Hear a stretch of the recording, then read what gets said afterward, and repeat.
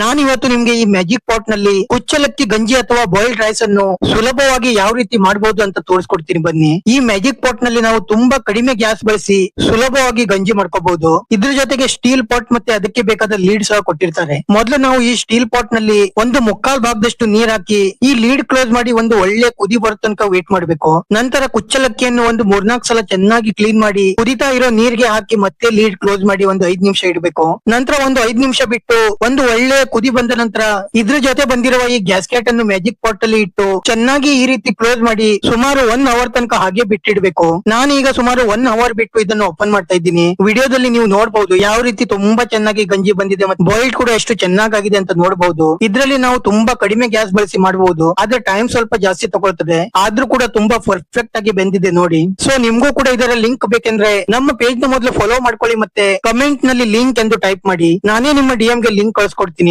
ಆದ್ರೆ ಫಾಲೋ ಮಾಡೋದನ್ನ ಮಾತ್ರ ಮರಿಬೇಡಿ.